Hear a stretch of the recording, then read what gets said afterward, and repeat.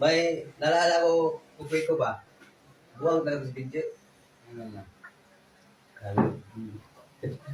Diba, sama kami nag-inom doon sa Munok eh. Alam mo yung Munok? Manok.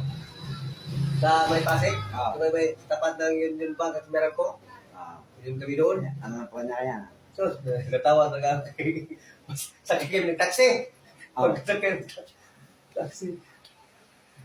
Tapos kay, dami namin puro tanong. Tapos, nagkaroon ng taxi. Tanong nga naman si Lloyd. Oh. Magdating ako sa Mayunahan ba? Sa may kanto na papunta si Pipe. Yung may si Pipe ba? Mismo, kanto. Sabi niya, hindi. Chef, natatay ako. Pwede bang idaan mo sa gasoline station? Sabi ng driver mo. Iisip mo lang yan. Panigaros dito. Ang dagat ng tao na natatay na ako. Iisip mo lang daw. Sabi ko kay Binji, Pigilan. pigilan mo na, Binji. Pagdating na naman doon sa unahan sa may bandang Rosario, may paahon na ba? Siyempre, pag may ahon, gagano na ano mo eh. Ano dyan? Pre, natatay talaga ako eh. Yung daan mo ba dyan, may saunahan dyan, meron dyan, gasoline station dyan. Gagano na nagbil. Well, isip mo lang yan. Lasing ka na ata eh.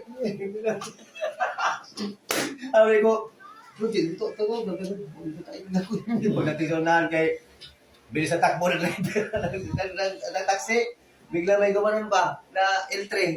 Pag gano'n si L3, biglang gumanon.